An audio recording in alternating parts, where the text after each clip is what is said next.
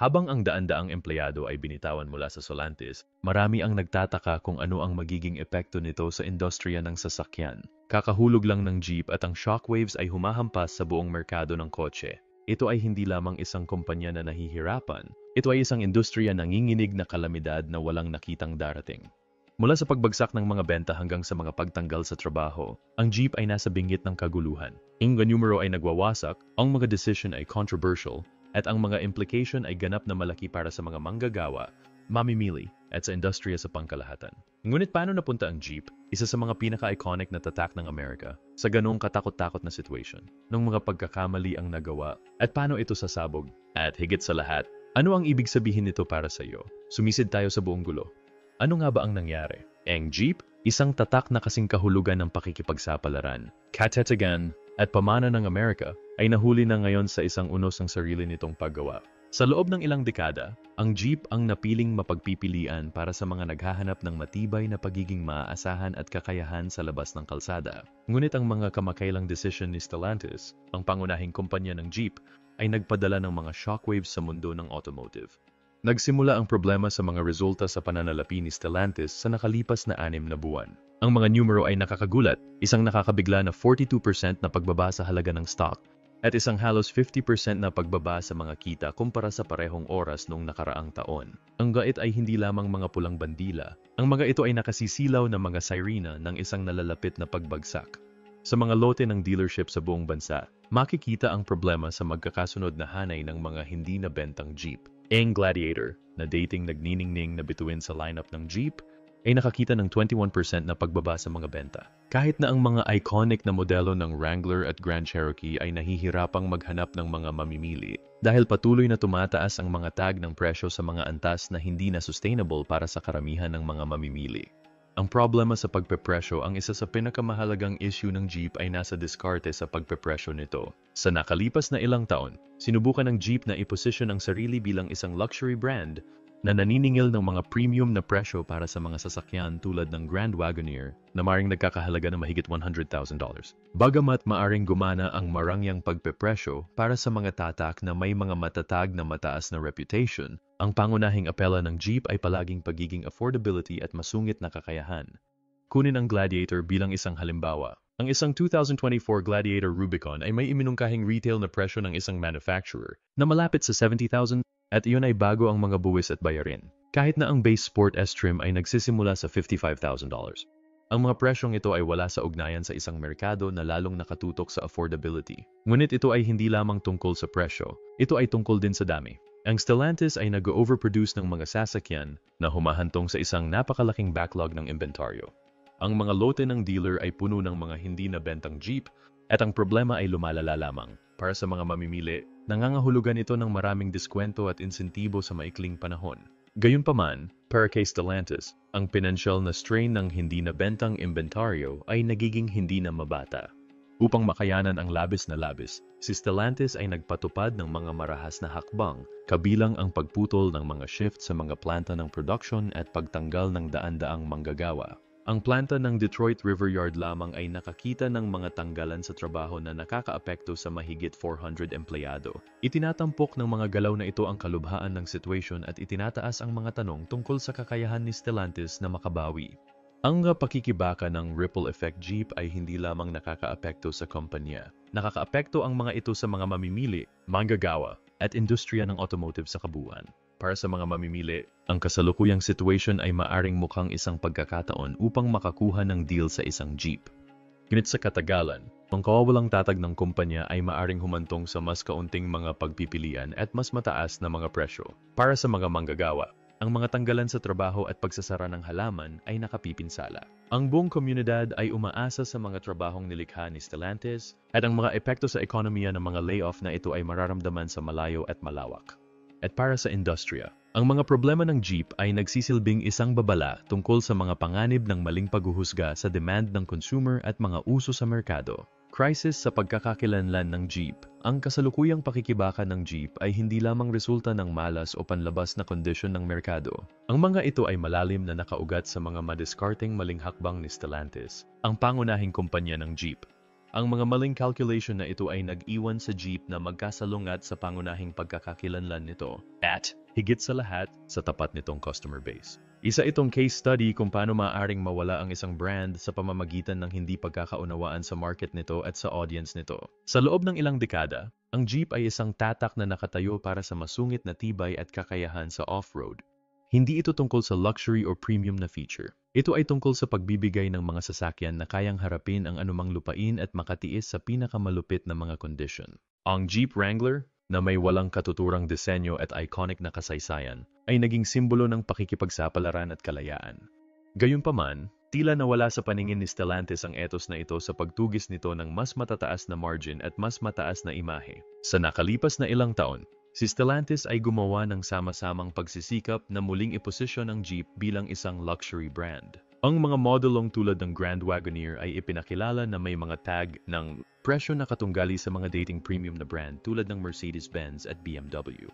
Habang ang Grand Wagoneer ay nag-aalok ng mga kahanga-hangang tampok at isang marangyang interior, mayroon din itong tag ng presyo na lampas sa $100,000 sa maraming pagsasaayos. Para sa isang brand tulad ng Jeep, na binuo ang reputation nito sa masungit na pagiging simple at accessibility, ang pagbabagong ito ay parehong nakakagulo at nakaka-alienate. Kasabay nito, ang mas abot kayang modelo ng Jeep ay nakakita ng mga pagtaas ng presyo na nagtutulak sa kanila na hindi maabot ng maraming mga mamimili. Ang Jeep Gladiator, halimbawa, ay minsang ipinagdiwang bilang isang practical at maraming nalalaman na pickup truck. Ngayon, ang isang bagong Gladiator Rubicon ay maaring nagkakahalaga ng malapit sa $70,000, habang kahit na ang base Sport S trim ay nagsisimula sa higit sa $55,000. Para sa konteksto, ang mga presyong ito ay papalapit na sa teritoryo ng mga luxury truck tulad ng Ford F-150 Limited o ang GMC Sierra Denali.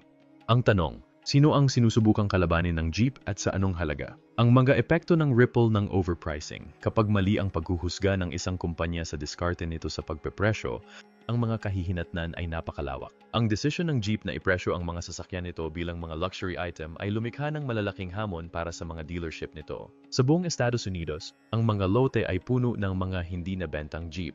Mula sa mga hanay ng Jeep Gladiators hanggang sa mga fleet ng Grand Cherokees, ang sobrang karga ng inventaryo ay isang nakikitang paalala ng maling calculation ni Stellantis. Ang mga dealership ay nahihirapang ilipat ang mga sasakyang ito kahit na may mga agresibong diskwento at insentibo. Ang problema ay hindi lamang ang presyo, ito ay ang perceived na halaga. Inaasahan ng mga mamimili ang mga luxury feature at karanasan kapag nagbabayad sila ng mga luxury price. Bagamat may mahusay na kagamitan ang mga sasakyan ng Jeep, hindi nila dala ang kasya ng mga tatak tulad ng Range Rover o Audi. Bilang resulta, ang mga potential na mamimili ay naghahanap sa ibang lugar. Ang labis na inventaryo na ito ay nagpilit kay Stellantis na gumawa ng mga marahas na hakbang. Ang mga shift ng production ay pinuputol, at ang mga tanggalan ay nagiging isang kapuspalad na pamantayan. Sa Detroit lamang, mahigit 400 manggagawa ang natanggal sa trabaho na may inaasahang mas maraming pagbabawas sa trabaho habang sinusubukan ni Stellantis na balansehin ang production nito sa pangangailangan ng mga mamimili. Ang mga desisyong ito ay hindi lamang masakit para sa mga apektadong manggagawa, ngunit nakakasira din sa reputation ng Jeep. Ang isang tatak na dating sumasagisag sa lakas at katatagan ay lumilitaw na ngayon na mahina at wala ng ugnayan. Bahagi lamang ng kwento ang mga issue sa pagpepresyo at production ng consumer sentiment Jeep. Ang isa pang critical na kadahilanan ay ang pagguho ng tiwala at katapatan ng mamimili. Ang customer base ng Jeep ay dati nang naging hindi kapani-paniwalang madamdamin. Madalas na nakikita ng mga may-ari ng Wranglers at Cherokees ang kanilang mga sasakyan bilang mga extension ng kanilang pagkakakilanlan at ang brand ay naglinang ng tapat na pagsunod sa pamamagitan ng mga kaganapan sa komunidad, mga pakikipagsapalaran sa labas ng kalsada, at isang magkabahaging kahulugan ng layunin. Gayunpaman, ang katapatan na ito ay sinusubok. Habang nagtutulak ang Jeep sa luxury market, ang mga traditional na customer nito ay naiwang nagtataka kung kinakatawan pa rin ng brand ang kanilang mga halaga. Ang mataas na mga tag ng presyo ay isang hadlang, ngunit gayon din ang pagbabago sa focus. Ang mga mahilig sa Jeep ay hindi kinakailangang gusto ng marangyang SUV. Gusto nila ng masungit, maasahang sasakyan na maaari nilang tahakin sa labas ng kalsada ng hindi nababahala tungkol sa pagkamot sa pintura o pagkasira ng mga premium na feature. Ang disconnect na ito ay pinalala ng pagtaas ng competition sa mga merkado ng SUV at truck. Ang matatak tulad ng Subaru, Ford, at maging ang Toyota ay nakikinabang sa crisis sa pagkakakilanlan ng Jeep sa pamamagitan ng pag-aalok ng mga sasakyan na mas malapit sa kung ano ang gusto ng mga mamimili. Ang Subaru Outback at Toyota 4Runner, halimbawa, ay nagbibigay ng off-road na kakayahan ng walang premium na tag ng presyo, habang matagumpay na nakuha ng Ford's Bronco ang adventurous na espiritu na tila inaanod ng Jeep. Ang pamumuno ni Stellantis sa ilalim ng Chief Executive Officer na si Carlos Tavares ay nahaharap sa matinding batikos para sa paghawak nito sa mga hamon ng Jeep. Ang numero ay nagsasalita para sa kanilang sarili. Bumaba ng 42% ang stock ni Stellantis sa nakalipas na 6 na buwan at bumaba ang mga kita ng halos 50% kumpara sa parehong panahon noong nakaraang taon. Ang gaito ay hindi lamang mga blips sa radar. Ang mga ito ay mga tagapagpahiwatig ng isang kumpanya na nasa crisis. Sa kaibuturan ng krisis na ito ay isang pangunahing katanungan. Naiintindihan ba ni Stellantis ang tatak ng Jeep at ang lugar nito sa merkado? Nagtatalo ang mga kritiko na ang European leadership team ng kumpanya ay wala sa ugnayan sa American automotive landscape. Inakusahan si Stellantis na minamaliit ang kahalagahan ng pamana ng Jeep at labis na tinatantya ang apela ng isang diskarte na nakatuon sa luho. Gumawa si Tavares ng matapang na mga pahayag tungkol sa pagbabawas ng mga gastos at paggalugad sa lahat ng mga opsyon upang mapabuti ang pagganap ng pananalapi ng kumpanya. Gayunpaman, ang mga hakbang na ito ay hindi pa nagbubunga ng makabuluhang resulta. Sa halip, lumikha sila ng isang kapaligiran ng kawalan ng katiyakan at kawalang tatag. Ang mga tanggalan, pagbawas sa production, at ang multo ng mga pagsasara ng halaman ay nagpapababa ng moral sa mga empleyado at lumilikha ng pag-alinlangan sa mga mamumuhunan. Ang mas malawak na konteksto, ang mga pakikibaka ng Jeep ay lumalabas laban sa isang backdrop ng mas malawak na hamon sa ekonomiya. Ang tumataas na mga rate ng interest at inflation ay nagpahirap sa mga mamimili na makabili ng malalaking ticket tulad ng mga sasakyan. Kasabay nito, ang mga pagkagambala sa supply chain ay patuloy na nakakaapekto sa mga schedule ng production at paghahatid. Ang kasilik na ito ay nakakaapekto sa buong industriya ng automotive, ngunit ang particular na hanay ng mga hamon ng Jeep ay naging dahilan upang lalo itong masugatan. Ang isa sa mga pinakamahalagang panggigipit ay ang pagbabago sa mga kagustuhan ng mga mamimili patungo sa mas abot kaya at matipid sa gasolina ng mga sasakyan. Ang mga araw ng napakalaking margin ng kita sa malalaking SUV at truck ay maaring magwakas dahil lalong inuuna ng mga mamimili ang pagiging practical kaysa sa pagmamalabis. Binabago din ng mga dekuryenteng sasakyan ang merkado na may mas maraming mamimili na naghahanap ng mga opsyong pangkalikasan. Ang Jeep ay gumawa ng mga hakbang sa espasyo ng dekuryenteng sasakyan gamit ang mga modelo tulad ng plug-in hybrid na Wrangler 4AC. Gayunpaman, ang mga pagsisikap na ito ay hindi naging sapat upang mabawi ang mas malawak na pakikibaka ng tatak. Ang 4X, bagamat makabago, ay may kasama pa ring mabigat na tag ng presyo na nililimitahan ang accessibility nito sa karaniwang mamimili. Bukod pa rito, ang paglipat sa mga EV ay nangangailangan ng malaking pamumuhunan sa infrastruktura at teknolohiya na nagdaragdag sa pinansyal na pasanin ni Stellantis. Isang critical na juncture para sa Jeep. Ang daan para sa Jeep ay puno ng mga hamon, ngunit hindi ito walang mga pagkakataon. Ang Stellantis, ang pangunahing kumpanya ng Jeep, ay nasa isang critical na yugto kung saan ang mga madiscarding decision ang magdidikta kung ang tatak ay maaaring mabawi ang dating kaluwalhatian nito o ipagpatuloy ang pag-slide nito sa kawalan ng kaugnayan. Para makabawi ang Jeep, dapat harapin ng kumpanya ang ilang pangunahing issue ng sabay-sabay habang binabago ang hinaharap nito sa umuusbong na automotive landscape. Ang sandaling ito sa oras ay nag-aalok ng parehong hamon at pagkakataon para sa Jeep na muling tukuyin ang lugar nito sa loob ng industriya ng automotive. Ang pangunahing pagkakakilanlan ng Jeep ay palaging nakaugat sa pagiging masungit, pakikipagsapalaran, at pagiging maasahan. Ginawa itong paborito ng mga katangiang ito sa mga mahilig sa off-road at practical na mamimili. Upang maibalik ang takbo nito, dapat na muling kumonekta ang Jeep sa mga halagang ito. Ang paglipat patungo sa pagpoposisyon ng Jeep bilang isang luxury brand ay naghiwalay sa karamihan ng traditional na base ng customer nito na tumitingin sa matataas na presyo at mga premium na feature bilang salungat sa kinakatawan ng Jeep.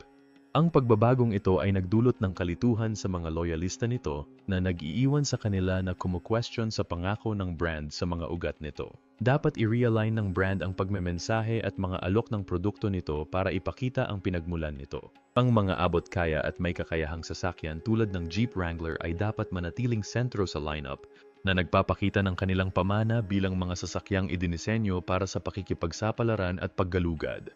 Sa pamamagitan ng paggawa nito, Maaring muling buuin ng Jeep ang tiwala at katapatan sa mga pangunahing madla nito habang nakakaakit pa rin sa mga bagong customer na pinahahalagahan ang pagiging tunay kaysa sa pagmamalabis. Ang muling pagpapakilala sa masungit, practical na Apple na Jeep ay nakilala na ay makakatulong sa pagpapanumbalik ng posisyon nito bilang go-to brand para sa pakikipagsapalaran.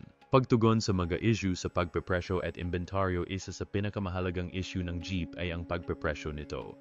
Ang kasalukuyang lineup ng brand ay may presyo sa isang hanay na madalas na nakikipagkumpetensya sa mga mamahaling sasakyan, ngunit walang prestihiyo o premium na cachet ng mga tatak na yon. Ang mga modelong tulad ng Grand Wagoneer at Gladiator ay mas mataas ang presyo sa kung ano ang inaasahan ng karaniwang mamimili ng Jeep na lumilikha ng isang disconnect sa pagitan ng perception at value. Ang pagkakadiskonekta na ito ay naging isang malaking hadlang para sa reputation ng Jeep na naglalayo sa mga tapat na customer habang hindi nakakaakit ng mga bagong mamimili na umaasa ng tunay na karangyaan para sa presyo. Upang matugunan ito, dapat magpatibay si Stellantis ng mas madiskarteng-diskarte sa pagpepresyo.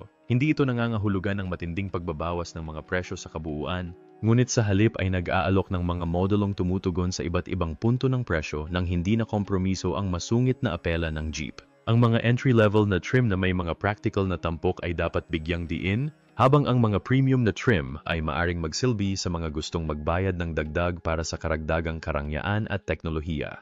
Tinitiyak ng nakatier na diskarte na ito na mananatiling naa-access ang Jeep habang nag-aalok pa rin ng mga option para sa mga mamimili na naghahanap ng higit pang mga upscale na feature.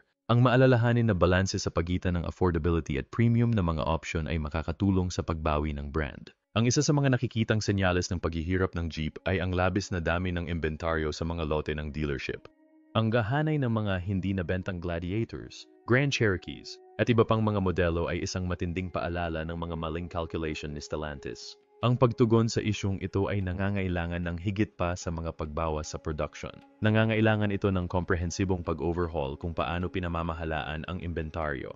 Hindi lamang ito nakakaapekto sa mga benta, ngunit nakakaapekto rin sa pangunawa ng mamimili na ginagawang lumalabas na labis ang paggawa at hindi gaanong kanais-nais ang tatak. Sa pagyakap sa electrification, ang industriya ng automotive ay mabilis na lumilipat patungo sa mga dekuryenteng sasakyan at hindi kayang maiwan ng Jeep. Ang Wrangler 4xe plug-in hybrid at iba pang nakuryenteng mga modelo ay nagpapakita ng pangako, ngunit hindi sapat ang mga ito upang masecure ang hinaharap ng Jeep sa espasyong ito. Upang manatiling mapagkumpetensya, dapat palawakin ng Jeep ang lineup ng kuryente nito habang tinutugunan ang mga hadlang sa pag-aampon tulad ng mataas na gastos at limitadong infrastruktura sa pagsingil. Gayunpaman, mahalaga na ang Jeep ay lumapit sa electrification sa paraang umaayon sa pagkakakilanlan ng tatak nito. Pinahahalagahan ng mga customer ng Jeep ang kakayahan at tibay, at ang mga katangiang ito ay dapat na makikita sa mga handog nito sa kuryente. Sa pamamagitan man ito ng mga masungit na electric SUV o mga makabagong hybrid na solution, dapat tiyakin ng Jeep na ang mga nakuryenteng sasakyan nito ay maaring gumanap sa parehong mga kapaligiran kung saan umuunlad ang mga traditional na modelo. Bilang karagdagan sa electrification, dapat tanggapin ng Jeep ang iba pang mga anyo ng innovation upang manatiling nangunguna sa competition. Ang mga advanced na feature sa kaligtasan, teknolohiya ng konektadong sasakyan, at pinahusay na kahusayan sa gasolina ay lahat ng mga lugar kung saan mapapahusay ng Jeep ang mga alok nito.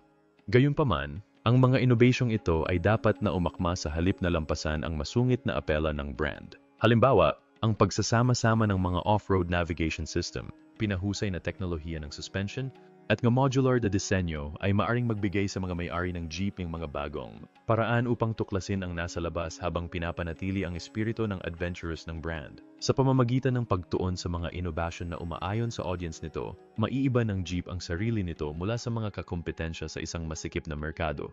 Muling pagbubuo ng tiwala ng consumer. Marahil ang pinakamahalagang hamon para sa Jeep ay ang muling pagbuo ng tiwala sa mga customer nito. Ang combination ng matataas na presyo, mga issue sa inventaryo, at isang nakikitang pag-alis mula sa mga pangunahing halaga nito ay nagdulot ng pagkadismaya sa maraming mahilig sa Jeep. Ang muling pagtatatag ng tiwala ay nangangailangan ng maraming paraan na higit pa sa mga produkto.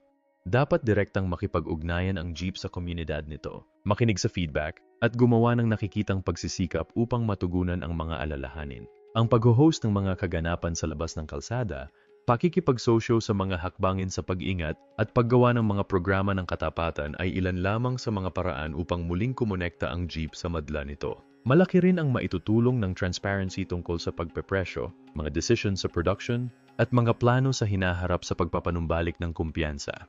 Ang mga pakikibaka ng Jeep ay hindi nangyayari sa paghihiwalay. Ang mas malawak na mga hamon sa ekonomiya at industriya tulad ng inflation, pagtaas ng mga rate ng interest, at pagkagambala sa supply chain ay nagpapalala sa situation. Dapat i-navigate ni Stellantis ang mga isyung ito habang nananatiling nakatutok sa pagbawi ng Jeep.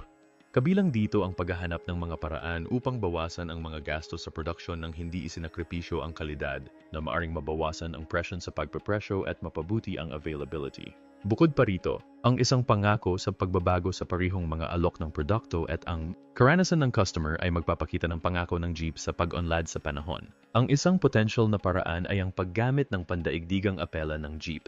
Habang ang tatak ay nahaharap sa mga hamon sa Estados Unidos, ang international na presensya nito ay nag-aalok ng mga pagkakataon para sa paglago. Ang pagpapalawak sa mga umuusbong na merkado o pagdodoble sa mga rehiyon kung saan ang Jeep ay mayroon ng malakas na foothold ay maring magbigay ng isang kinakailangang tulong sa mga benta.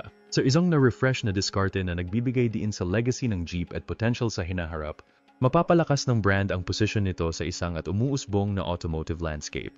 Ang Jeep ay dapat mag-isip ng higit pa sa agarang pagbawi at magplano para sa pangmatagalang pagpapanatili. Nangangahulugan ito na hindi lamang umaangkop sa kasalukuyang mga uso sa merkado, ngunit inaasahan din ang mga pagbabago sa hinaharap. Kung ito man ay ang pagtaas ng autonomous na pagmamaneho, pinataas ng mga regulations sa kapaligiran, o pagbabago ng mga kagustuhan ng consumer, dapat ay posisyon ng Jeep ang sarili bilang isang tatak na maaring umunlad nang hindi nawawala ang kakanyahan nito.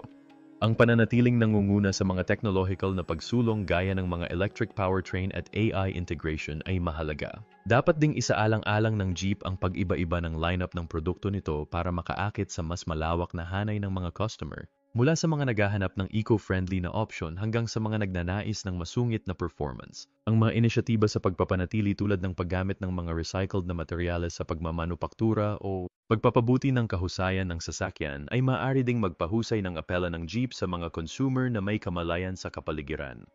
Ang mga ito ay dapat na tunay at isinama sa pagkakakilanlan ng brand, hindi lamang sa mga galaw sa ibabaw. Nagiging mas matalino ang mga mamimili at inaasahan nilang susundin ng mga tatak ang kanilang mga pangako ng pagpapanatili, lalo na pagdating sa mga proseso ng production at pag-recycle ng end-of-life na sasakyan. Habang tumitingin ang Jeep sa hinaharap, ang mga hamon na kinakaharap nito ay makabuluhan, ngunit gayon din ang mga pagkakataon.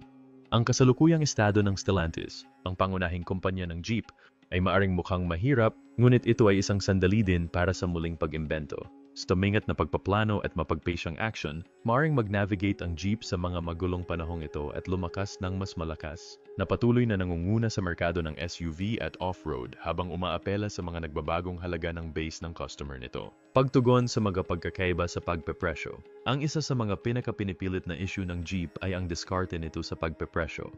Ang pagtatangka ng tatak na iposisyon ang sarili bilang isang marangyang manlalaro ay nagresulta sa mga produkto na hindi maabot ng maraming potential na mamimili. Ang mga modelo tulad ng Wrangler at Gladiator ay naging mga simbolo ng adventurous at masungit na imahe ng Jeep, ngunit ang kanilang mabigat na mga tag ng presyo ay naglalagay sa kanila sa direktang pakikipagkumpetensya sa mga premium na sasakyan mula sa mga itinatag na luxury brand. Ang maling pagkakahanay na ito ay lumikha ng isang hadlang para sa maraming matagal nang mahilig sa Jeep na maaring humanga sa pamana ng tatak ngunit hindi makatwiran ang gastos. Ngunit upang matugunan ito, dapat na muling i-calibrate ni Stellantis ang diskarte sa pagpepresyo nito at maghanap ng gitna sa pagitan ng aspirational at accessible. Mapapanatili ng Jeep ang adventurous na apela nito nang hindi inilalayo ang pangunahing audience nito sa pamamagitan ng pag-aalok ng mas malawak na hanay ng mga antas ng trim para sa bawat modelo. Ang mas abot kayang mga base trim ay makakaakit sa mga consumer na may kamalayan sa budget, habang ang mga options sa mas mataas na dulo ay maaring patuloy na magsilbi sa mga gustong magbayad para sa mga premium na feature. Bukod pa rito, ang mga nakatarget na insentibo tulad ng mga trade-in na bonus, alok sa pagpapondo, o mga panapanahong diskwento ay maaring higit pang magtulay sa agwat na gawing mas kaakit-akit ang mga modelo ng Jeep sa mas malawak na audience. Sa pamamagitan ng pagtanggap ng isang mas inclusive na diskarte sa pagpepresyo, ang Jeep ay may potential na mabawi ang posisyon nito bilang isang minamahal, na access na brand para sa parehong mga batikang mahilig at mga bagong customer. Maari ding isaalang-alang ng brand ang pagpapalawak ng lineup nito upang magsama ng higit pang mga entry-level na modelo, pagpapataas ng mga option para sa mga consumer nang hindi sinasakripisyo ang kalidad o performance. Ang mas malawak na hanay na ito ay maaring magsulong ng panibagong katapatan at magdulot ng mas maraming trapiko sa mga dealership. Pag-angkop sa mga kagustuhan ng mamimili, ang mga modernong mamimili ay lalong naaakit sa mga sasakyang hinimok ng teknolohiya at eco-friendly. Ang pagpasok ng Jeep sa electrification sa mga modelo tulad ng Wrangler 4X plug-in hybrid ay nagpapakita ng potential. Ngunit ang kumpanya ay dapat gumawa ng higit pa upang makasabay sa mga kakompetensya. Dapat kasama sa hinaharap na lineup ang mga ganap na electric SUV at hybrid na nagpapanatili ng masungit na DNA ng Jeep. Ang mga sasakyang ito ay dapat maghatid sa pagganap, saklaw, at kakayahan sa labas ng kalsada upang maakit ang parehong mga loyalista ng Jeep at mga bagong customer. Bukod pa rito, ang pagtugon sa mga reklamo tungkol sa pagiging maaasahan at kalidad ay mahalaga. Ang mga issue tulad ng mataas na gastos sa pagkumpuni at madalas na pagpapabalik ay nakasira sa reputation ng Jeep. Ang pamumuhunan sa control sa kalidad at gawing prioridad ang tibay ay maaaring muling buuin ang tiwala at mapahusay ang katapatan ng customer. Ang dami ng hindi nabentang inventaryo sa mga lote ng dealership ay nagpapakita ng mas malalim na problema sa mga diskarte sa produksyon at pamamahagi ni Stellantis. Ang mga dealer ay ang mga frontline na kinatawan ng Jeep brand at ang kanilang mga pakikibaka sa sobrang stock ng mga lote at mabagal na benta ay sintomas ng hindi pagkakatugma ng mga prioridad ng kumpanya. Dapat makisali si Stellantis sa mas malinaw na communication sa mga dealer at isali sila sa mga proseso ng paggawa ng desisyon. Ang isang tumutugon na supply chain, flexible na schedule ng production, at mga sistema ng pamamahala ng inventaryo na umaangkop sa mga local na pangangailangan sa merkado ay maaring magpagaan sa mga isyong ito. Bukod dito, ang pag-alok ng mga insentibo sa mga dealership upang ilipat ang mas lumang stock habang nililimitahan ang production ng mga hindi gaanong sikat na mga modelo ay maaring mapagaan ang pasanin sa mga dealer. Ang pagbabalanse ng innovation sa innovation ay critical para sa anumang automaker. Ngunit para sa Jeep, dapat itong balanse sa paggalang sa legacy ng brand. Ang pagkakakilanlan ng Jeep bilang isang masungit, maasahan, at adventurous na brand ang pinakamalaking asset nito. Ang mga innovation sa hinaharap, maging sa electrification, autonomous na pagmamaneho, o infotainment, ay dapat na mapahusay ang pagkakakilanlan na ito sa halip na palabnawin ito. Makakatulong ito sa Jeep na mapanatili ang tapat na customer nito habang umaakit ng mga bagong mamimili na naghahanap ng makabagong teknolohiya. Ang hamon ay nakasalalay sa pagsasama-sama ng mga inobasyong ito ng walang putol na tinitiyak na hindi nila natatabunan ang pangako ng brand sa pagiging matigas at pakikipagsapalaran.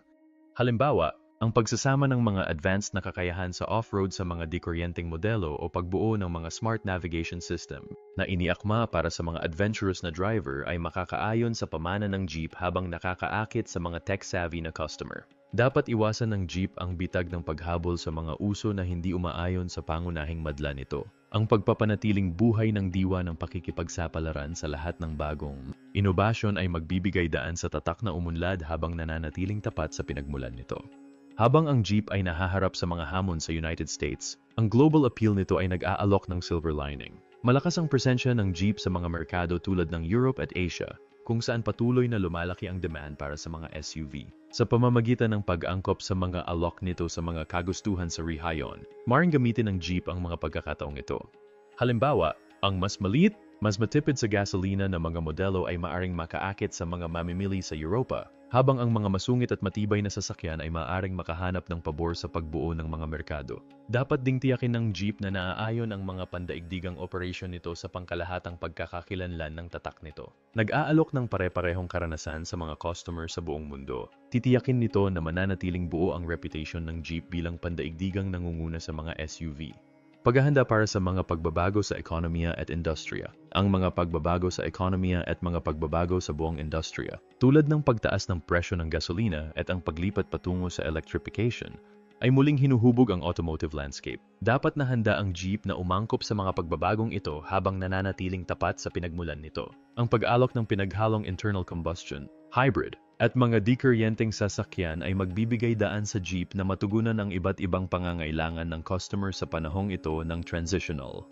Bukod dito, ang pagtutuon sa mga hakbangin sa pagpapanatili tulad ng paggamit ng mga recycled na materyales sa pagmamanupaktura o pagbabawas ng mga emission sa buong fleet nito ay maaring mapahusay ang apela ng Jeep sa mga consumer na may kamalayan sa kapaligiran. Ang muling pagbuo ng tiwala sa mga customer ng Jeep ay marahil ang pinakamahalagang hamon. Ang brand ay dapat aktibong nakikipag-ugnayan sa komunidad nito, makinig sa feedback, at ipakita na pinahahalagahan nito ang mga customer nito. Ang mga inisyatiba tulad ng pinahusay na saklaw ng warranty, malinaw na communication tungkol sa mga pagpapabalik, at nakatuong mga channel ng suporta sa customer ay maaring gumawa ng malaking pagkakaiba. Magagamit din ng Jeep ang tapat na fanbase nito sa pamamagitan ng mga event at partnership, ang mga off-road rally, mga pagsisikap sa pag-ingat, at mga aktibidad sa pagbuo ng komunidad ay hindi lamang magpapatibay sa adventurous na imahe ng Jeep, ngunit magpapatibay din sa relasyon nito sa mga customer nito. Ang Jeep ay nasa isang sangang daan, at ang mga desisyong gagawin ngayon ni Stellantis ay tutukuyin ang tilapon ng tatak sa mga darating na taon. Ang kumpanya ay dapat magkaroon ng balanse sa pagitan ng pagtugon sa mga agarang hamon at paghahanda para sa isang napapanatiling hinaharap. Sa pamamagitan ng pananatiling tapat sa mga ugat nito habang tinatanggap ang pagbabago, masesecure ng Jeep ang lugar nito bilang nangunguna sa industriya ng automotive. Ano sa tingin mo ang naghihintay para sa Jeep? Angkop ba ang tatak at umunlad? O ang pinakamahusay na mga araw sa likod nito? Gusto naming marinig ang iyong mga salubin.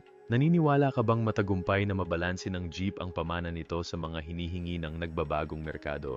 Ilagay ang iyong mga opinion sa mga komento sa ibaba at sabay nating talakayin ang hinaharap ng iconic na brand na ito. Salamat sa panonood at makikita kita sa susunod na video.